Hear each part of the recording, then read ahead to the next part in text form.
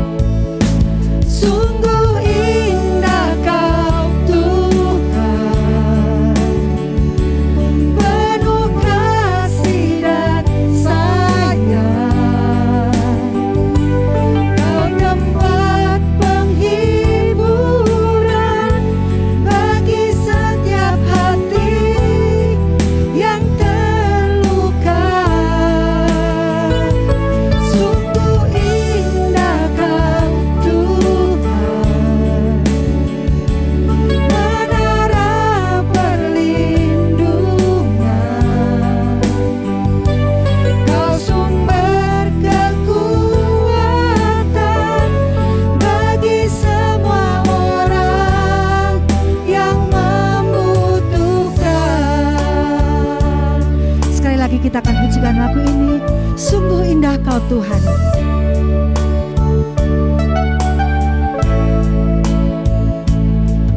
Ku cari wajah-Mu, temukan kasih-Mu. Kau bukan Tuhan yang jauh dariku.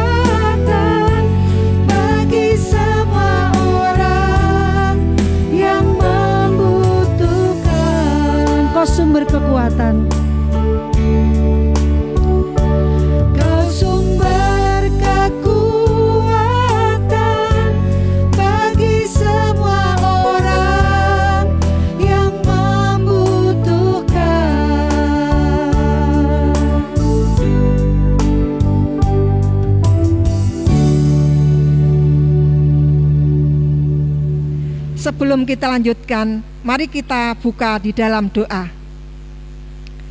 Kembali Tuhan, pada sore hari ini kami datang kepadamu. Terima kasih atas pimpinan-Mu sepanjang hari ini. Kami boleh menikmati berkat-Mu.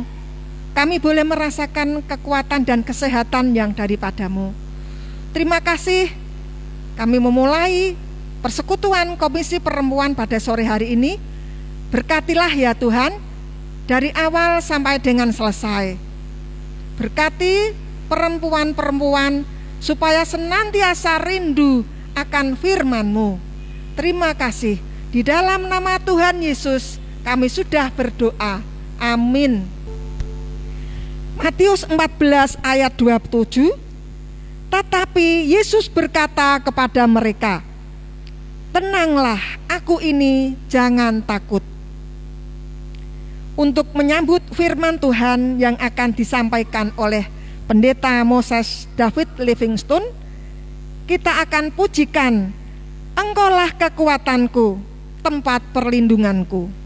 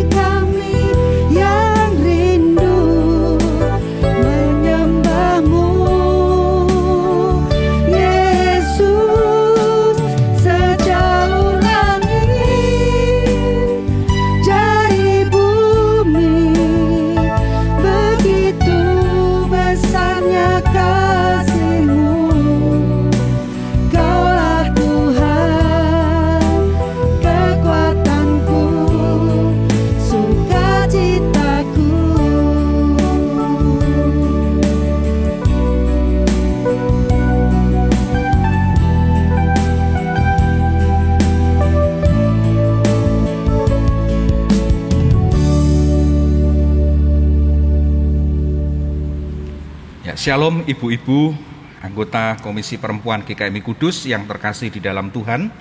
Mari kita bersama-sama berdoa memohon pimpinan Roh Kudus untuk kita boleh menerima firman Tuhan. Mari berdoa. Bapa di dalam surga, kami menaikkan puji syukur kehadirat-Mu atas penyertaan dan pemeliharaan Tuhan di dalam kehidupan kami. Melewati berbagai macam pengalaman dan kenyataan hidup yang Tuhan izinkan untuk kami jalani. Dan oleh pemeliharaan serta penyertaan Tuhan itu, kami boleh ada sebagaimana adanya kami pada saat ini. Semua kami sadari oleh karena Tuhan yang mengasihi kami. Karena itu kami merindukan supaya hidup kami senantiasa dituntun oleh Tuhan. Karenanya pada saat ini kami menundukkan diri kami untuk menerima kebenaran firman-Mu yang menjadi petunjuk serta pegangan bagi kehidupan kami, supaya kami tetap berada di dalam jalan-Mu menuju tujuan hidup yang Tuhan tetapkan bagi kami, supaya kami menjadi pribadi-pribadi yang beriman teguh di dalam berbagai macam kenyataan hidup yang Tuhan izinkan untuk kami jalani. Bersabdalah ya Tuhan, dan lebih daripada membuat kami mengerti, kami juga rindu supaya Tuhan membuat kami mampu menaati firman-Mu dalam keseharian kami. Di dalam nama Tuhan Yesus kami berdoa. Amin. Ibu-ibu yang dikasihi oleh Tuhan, renungan pada kesempatan ini terambil dari Injil Matius pasal 14 ayat 22 sampai 33. Injil Matius pasal 14 ayat 22 sampai 33, demikian bunyinya. Sesudah itu, Yesus segera memerintahkan murid-muridnya naik ke perahu dan mendahuluinya ke seberang. Sementara itu, ia menyuruh orang banyak pulang. Dan setelah orang banyak itu disuruhnya pulang, Yesus naik ke atas bukit untuk berdoa seorang diri. Ketika hari sudah malam, ia sendirian di situ. Perahu murid-muridnya sudah beberapa mil jauhnya dari pantai dan diombang-ambingkan gelombang karena angin sakal. Kira-kira jam 3 malam datanglah Yesus kepada mereka berjalan di atas air. Ketika murid-muridnya melihat dia berjalan di atas air, mereka terkejut dan berseru, "Itu hantu!" Lalu berteriak-teriak karena takut. Tetapi segera Yesus berkata kepada mereka, "Tenanglah, aku ini, jangan takut." Lalu Petrus berseru dan menjawab dia, "Tuhan, apabila Engkau itu, suruhlah aku datang kepadamu berjalan di atas air." Kata Yesus, "Datanglah." Maka Petrus turun dari perahu dan berjalan di atas air mendapatkan Yesus. Tetapi ketika dirasanya tiupan angin, takutlah ia dan mulai tenggelam lalu berteriak, "Tuhan, tolonglah aku." Segera Yesus mengulurkan tangannya, memegang dia dan berkata, "Hai orang yang kurang percaya, mengapa engkau bimbang?" Lalu mereka naik ke perahu dan angin pun redalah. Dan orang-orang yang ada di perahu menyembah dia, katanya, "Sesungguhnya engkau anak Allah." Demikianlah firman Tuhan, berbahagialah setiap orang yang mendengar dan memeliharanya. Ibu-ibu yang dikasihi Tuhan, kenyataan hidup di tengah-tengah dunia ini bisa terjadi antara yang kita harapkan dengan kenyataan itu sangatlah jauh. Kita mengharapkan semuanya berjalan baik-baik saja, keadaan baik-baik saja. Yang terjadi justru sebaliknya, keadaan yang buruk menimpa kita.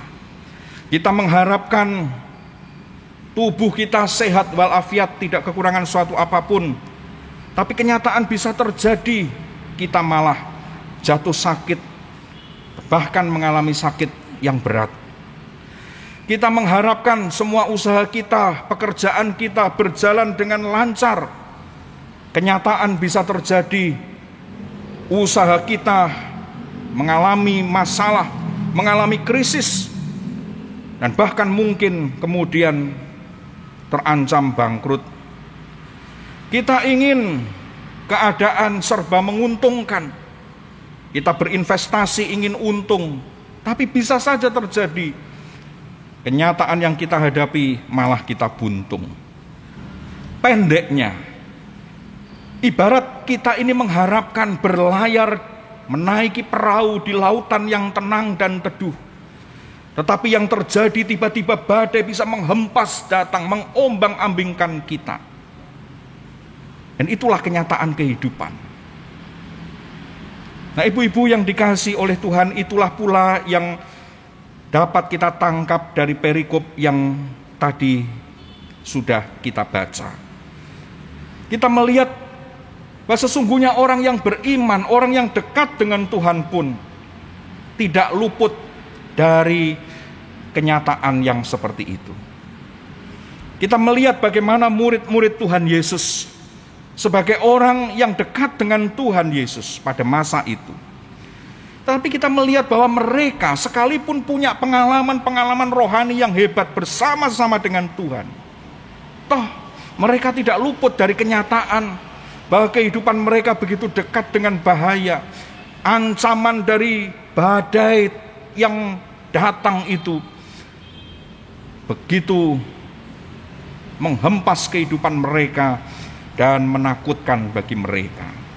Kalau kita memperhatikan murid-murid Tuhan itu, di dalam perikop yang sebelumnya diceritakan mereka melihat bagaimana Tuhan Yesus melakukan karya-karya mujizat yang luar biasa.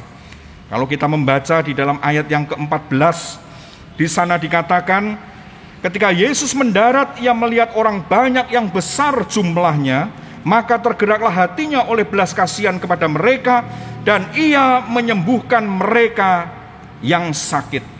Nah, murid-muridnya pun menyaksikan semuanya itu, melihat mujizat-mujizat yang begitu banyak.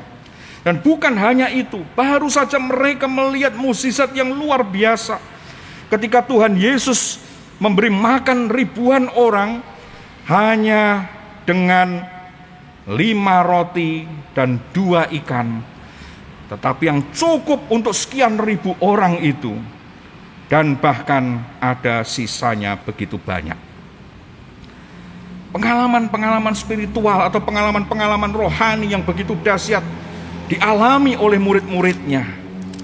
Dan bukan hanya itu, apabila kita membaca di dalam pasal-pasal di depan, kita melihat ketika Tuhan Yesus memanggil murid-murid yang kemudian disebut rasul-rasul itu.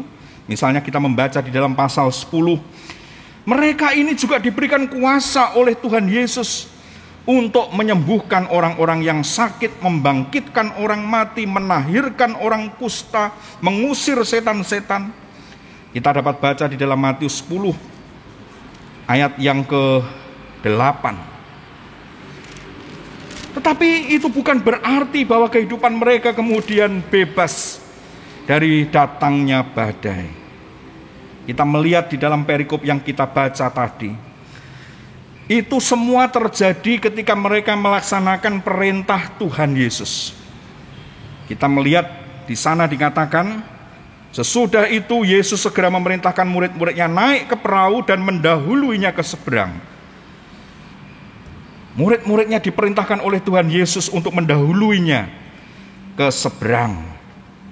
Dan apa yang terjadi? Mereka diperintahkan oleh Tuhan Yesus, tetapi menjalani perintah Tuhan bukan berarti mereka lalu bebas dari kemungkinan datangnya hempasan badai. Alkitab mencatat di dalam ayat 24, perahu murid-muridnya sudah beberapa mil jauhnya dari pantai dan diombang-ambingkan gelombang karena angin sakal. Tuhan Yesus yang memerintahkan mereka naik perahu itu. Dan kita melihat pengalaman yang menakutkan mereka alami. Jadi kita melihat orang hidup dengan mengikuti perintah Tuhan bukan berarti lalu kemudian akan bebas dari kemungkinan mengalami datangnya badai di dalam kehidupan mereka.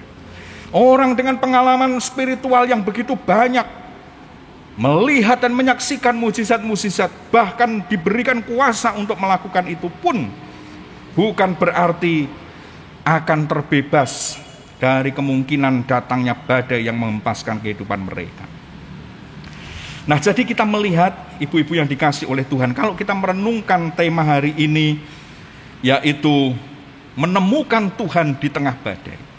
Pertama-tama kita mesti menyadari sepenuhnya bahwa datangnya badai di dalam kehidupan kita itu adalah sebuah keniscayaan.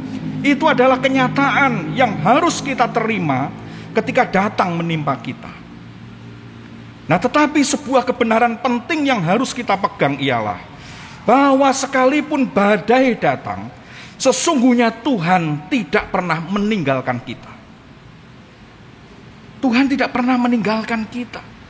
Seperti kita melihat, sekalipun Tuhan Yesus menyatakan murid-muridnya untuk mendahului dia ke seberang, tetapi sesungguhnya Tuhan itu selalu hadir beserta dengan mereka. Ketika badai itu datang, Tuhan tidak membiarkan mereka terus diombang-ambingkan oleh badai itu. Kita melihat justru ketika badai datang, Tuhan Yesus menghampiri mereka berjalan di atas air. Nah, tetapi kita melihat di sana sesungguhnya murid-muridnya itu tidak mengenali Tuhan pada waktu itu. Ketika mereka melihat di kegelapan malam, mereka terkejut dan berseru, "Itu hantu." Nah, kita perlu untuk pahami bahwa bagi orang Yahudi yang namanya lautan atau danau itu dipandang sebagai tempat berkumpulnya kuasa-kuasa kegelapan. Nah, kita melihat dengan kepercayaan yang seperti itu, dan ketika mereka dihempaskan oleh badai yang dahsyat yang mengancam jiwa mereka, kita melihat wajar kalau mereka kemudian menjadi begitu ketakutan. Dan di dalam situasi yang seperti itu ada penampakan. Itu sesungguhnya adalah Tuhan yang hadir. Tetapi lihatlah ketika fokus mereka adalah kepada datangnya gelombang yang dahsyat itu, dan mereka melihat sosok Tuhan Yesus yang datang, mereka tidak dapat mengenali dia. Justru mereka mengenalinya sebagai hantu, lalu dikatakan berteriak-teriak karena takut. Kita melihat ibu-ibu yang dikasih oleh Tuhan melalui bagian ini. Apa yang seringkali membuat kita ini gagal untuk melihat kehadiran Tuhan di tengah badai itu adalah oleh karena kita ini berfokus kepada badai itu, kepada persoalan yang datang, dan kita gagal untuk mengenali bahwa sesungguhnya Tuhan itu senantiasa beserta dengan kita. Tuhan tidak meninggalkan kita bergumul di tengah badai itu. Dia hadir. Tetapi oleh karena kita ini terus berfokus saja kepada badai yang datang, kita tidak dapat menyadari kehadiran Tuhan. Bahkan kemudian yang muncul di dalam benak kita adalah sebuah ancaman yang lebih dahsyat lagi. Seperti murid-murid yang mengenali hadirnya Tuhan Yesus justru sebagai sosok hantu. Nah, tetapi kita melihat di sini apa yang kemudian menyelamatkan mereka. Bahwa sesungguhnya Tuhan berfirman kepada mereka, "Tenanglah, aku ini, jangan takut."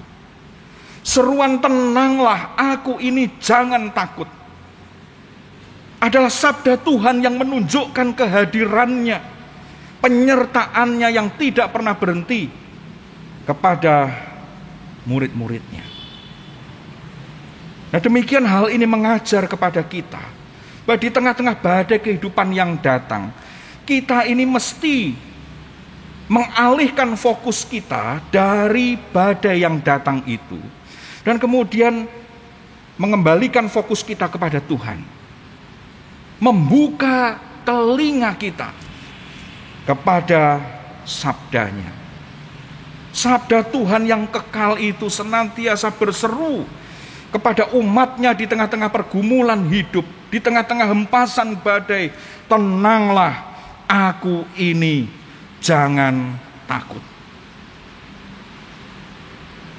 Dan kita melihat Petrus segera mengenali Tuhan Yesus. Dikatakan lalu Petrus berseru dan menjawab dia, Tuhan, apabila engkau itu, suruhlah aku datang kepadamu berjalan di atas air. Kita melihat di dalam tahap ini, Petrus mungkin belum begitu yakin bahwa itu adalah Tuhan. Tetapi dia minta konfirmasi, dia rindu mendengar suara Tuhan itu lebih jauh lagi. Sehingga dia berkata, jika itu engkau, suruhlah aku datang kepadamu berjalan di atas air. Petrus menantikan firman Tuhan itu datang kepadanya. Dan Tuhan Yesus pun bersabda kepadanya, datanglah. Datanglah. Dan di sana sesungguhnya Petrus menemukan Tuhan. Ketika dia mau untuk mendengarkan suara Tuhan di tengah-tengah badai itu.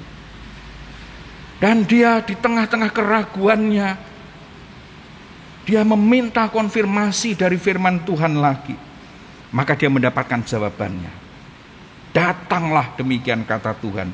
Lalu terjadilah keajaiban itu. Petrus turun dari perahu, berjalan di atas air, mendapatkan Yesus. Dia mendapatkan Tuhan di tengah-tengah badai itu. Oleh karena dia mendengar suara Tuhan. Dan di tengah-tengah keraguannya, dia meminta konfirmasi dari Tuhan. Dia meminta Tuhan untuk berfirman. Dan firman Tuhan itu meneguhkan dia.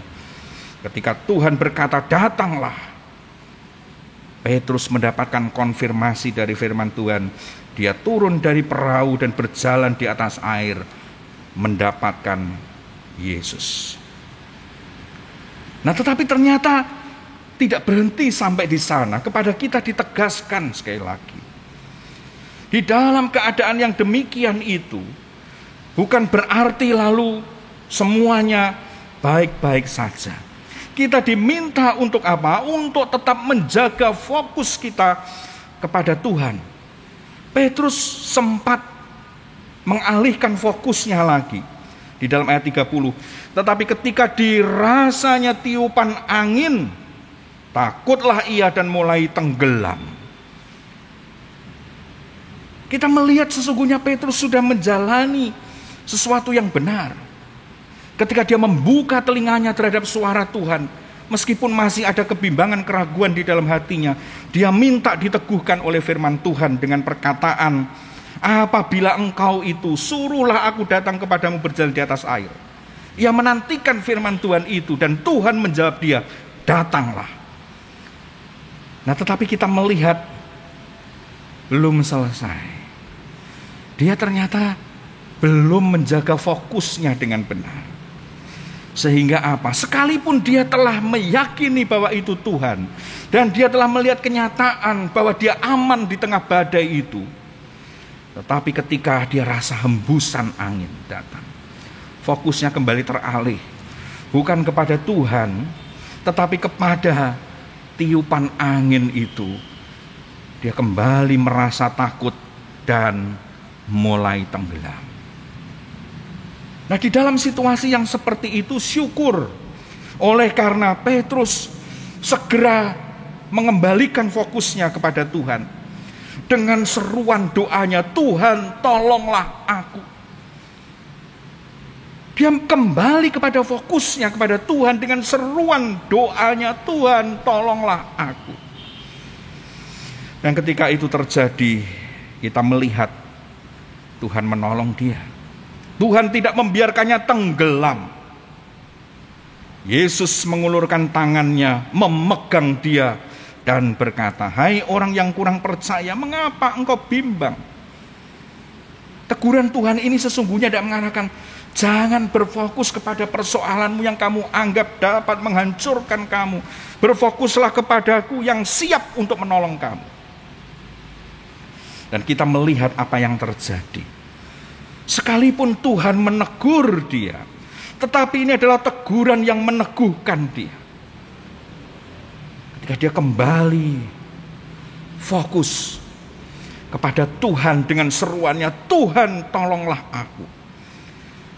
Pertolongan itu datang. Yesus mengulurkan tangannya, memegang dia dan menyelamatkan dia.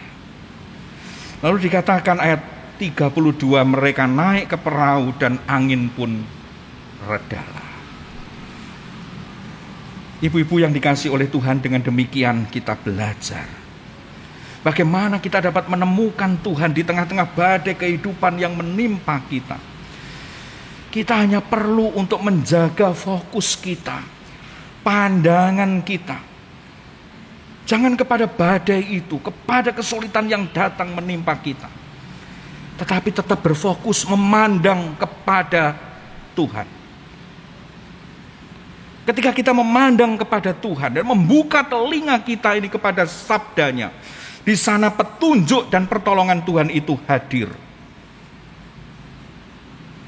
Ketika Petrus mengembalikan fokusnya kepada Tuhan, seruan Tuhan, "Ini aku, jangan takut." Suara itu dikenalnya, fokusnya kembali. Petrus sekalipun masih ada keraguan, tapi dia minta konfirmasi dari Tuhan. Minta konfirmasi dari Tuhan untuk menjaga fokusnya. Dan Tuhan memberikan petunjuknya, memberikan firman-Nya, datanglah. Dan di tengah badai itu, Petrus melihat keajaiban bagaimana dia sanggup berjalan di atas air sama seperti Tuhan Yesus dengan tidak tenggelam. Tetapi fokus perlu untuk selalu dijaga, terarah tetap kepada Tuhan. Tidak beralih kepada badai, tidak beralih kepada ancaman yang datang. Ketika itu terjadi, kita melihat dia mulai tenggelam. Untung dia kembali fokus kepada Tuhan. Dia berseru, "Tuhan, tolonglah aku." Ketika dia kembali kepada fokusnya, yaitu Tuhan, Tuhan tidak membiarkan dia tenggelam, Tuhan menyelamatkan dia. Dan kita melihat bagaimana di sini dinyatakan mereka naik ke perahu dan angin pun redalah. Ibu-ibu yang dikasihi oleh Tuhan, sekali lagi kita perlu untuk menerima kenyataan bahwa badai kehidupan itu bisa sewaktu-waktu menimpa kita. Sehingga kalau itu datang, janganlah kita menjadi kaget. Sekalipun mungkin kita merasa bahwa saya ini sudah melayani bersama dengan Tuhan, mengapa kok Tuhan membiarkan saya tertimpa badai? Murid-murid Tuhan Yesus mengalami semuanya itu. Bahkan yang memerintahkan mereka untuk naik ke perahu itu, mendahului Tuhan, adalah Tuhan sendiri. Mereka bisa ditimpa badai. Mungkin kita berkata, Tuhan, saya ini bisa melayani dengan baik, menolong orang lain, bahkan memiliki karunia untuk melakukan mujizat, sama seperti murid-murid Tuhan Yesus pada waktu itu. Tapi kita melihat bahwa itu pun juga bukan berarti kita tidak mungkin tertimpa badai di dalam kehidupan kita. Kenyataan ini perlu untuk kita terima dengan keikhlasan hati. Supaya apa? Supaya kita tentu tidak menjadi kecewa kepada Tuhan dan kehilangan iman kita kepada Tuhan. Yang kedua, ketika badai itu datang, kita mesti sadar bahwa sesungguhnya Tuhan tidak pernah meninggalkan kita. Tuhan hadir untuk menyertai kita, bahkan di tengah-tengah badai itu. Yang perlu untuk kita lakukan adalah menemukan Tuhan, menemukan atau menyadari kehadiran Tuhan di tengah-tengah badai itu. Caranya bagaimana? Jangan kita fokus kepada badainya, kepada persoalannya. Kita perlu berfokus kepada Tuhan yang berkuasa atas semuanya itu. Ibu-ibu yang dikasihi oleh Tuhan, saya senang sekali dengan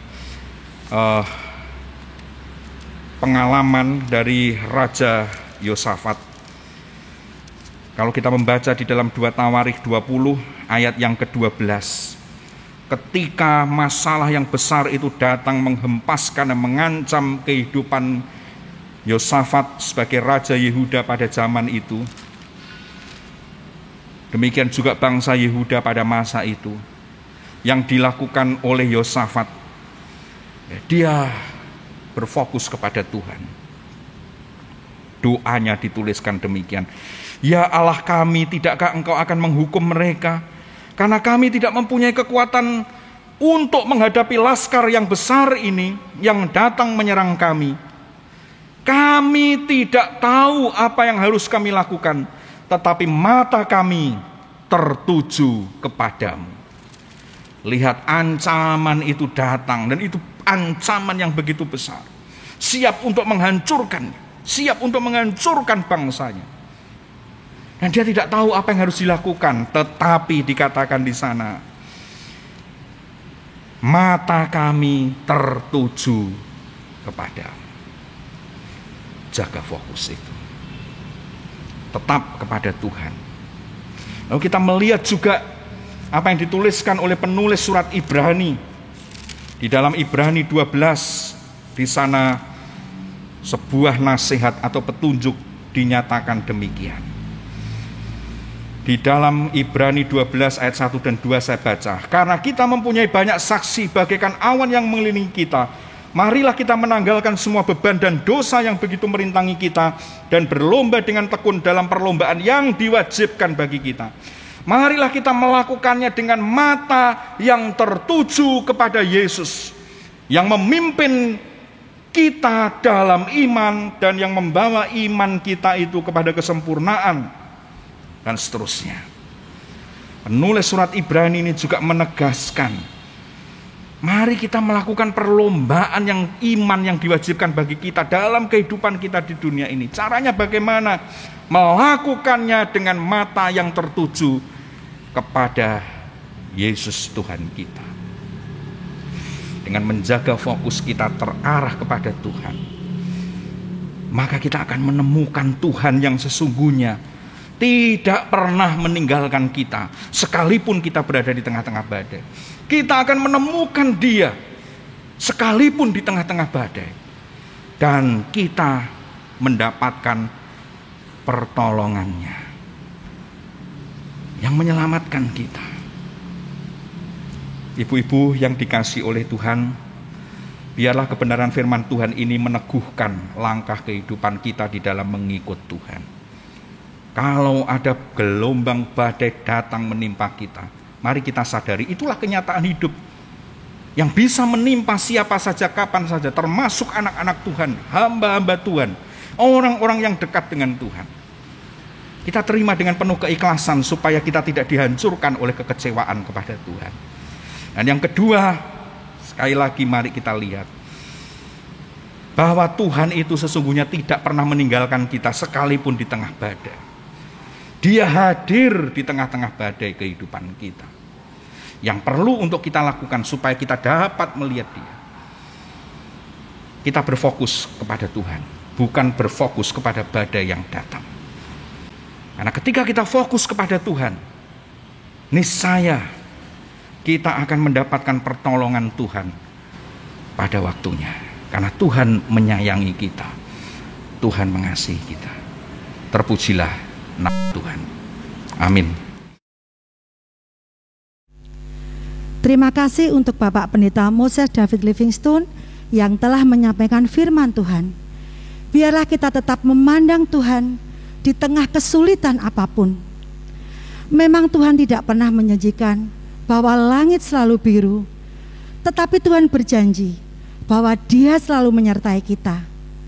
Tetap menjadi anak-anak Tuhan yang bertahan di dalam badai, dan yakin bahwa pertolongan Tuhan tepat pada waktunya. Kita akan meresponi firman Tuhan dengan menaikkan satu pujian, Engkaulah perisaiku.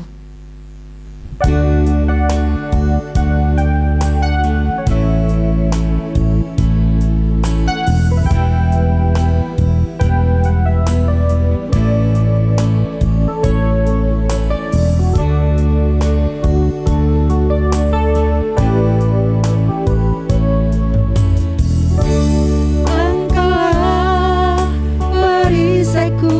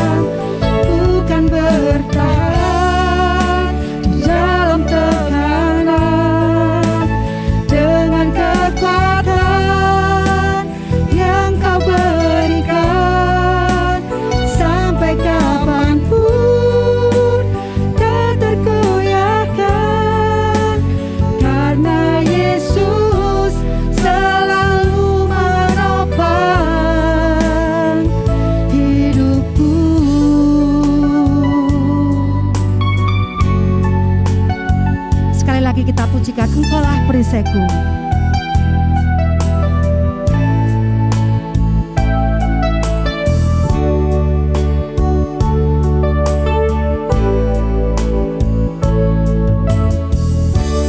Engkaulah perisaiku saat badai hidup menerpaku. Firman-Mu di dalam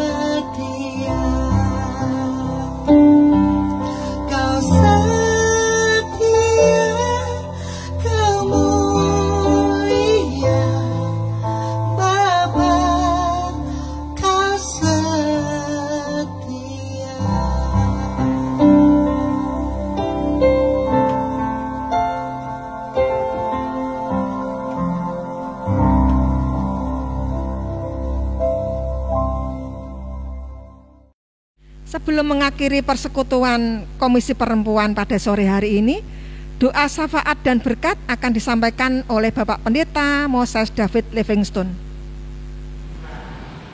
Mari kita berdoa.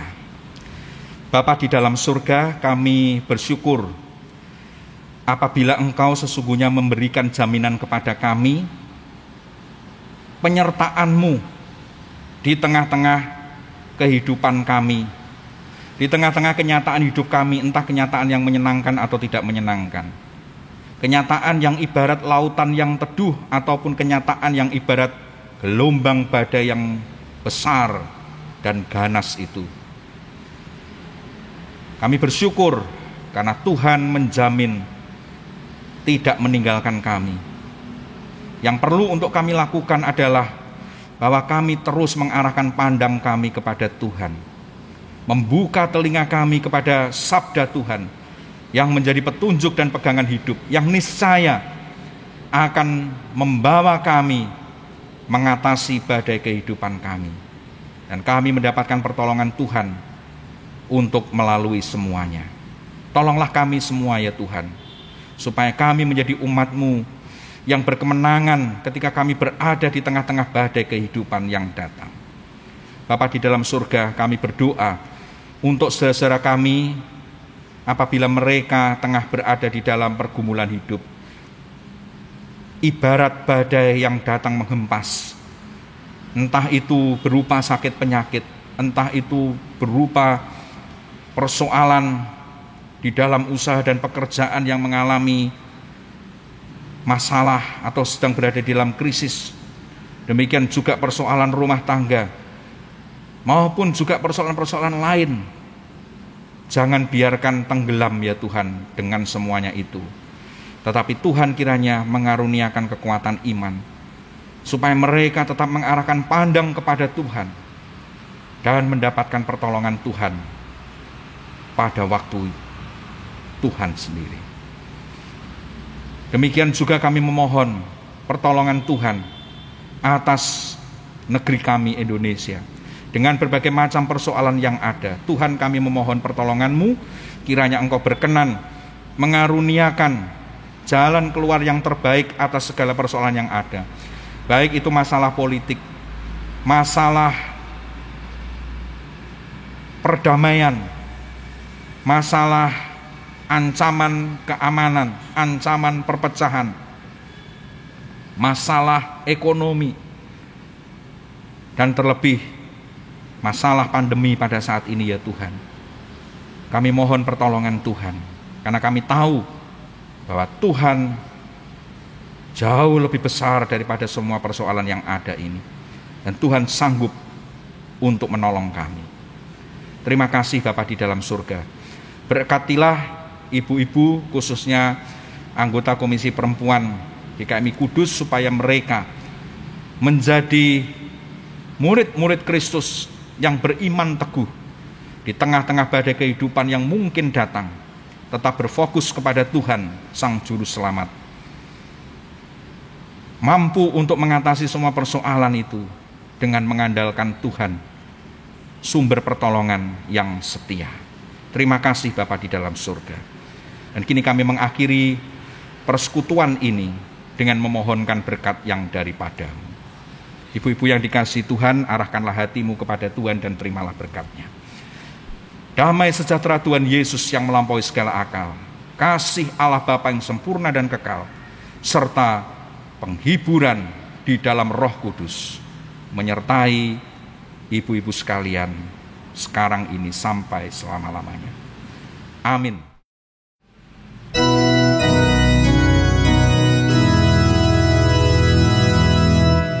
Bapa, terima kasih.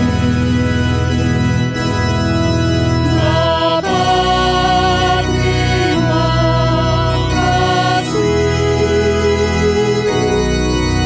Bapa di dalam surga, ku berterima kasih.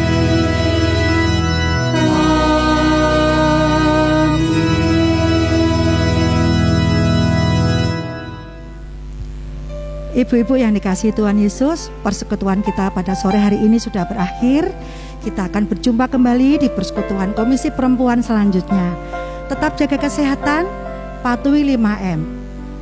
Memakai masker, mencuci tangan, menjaga jarak, menjauhi kerumunan, dan mengurangi mobilitas. Terima kasih, selamat sore. Tuhan berkati.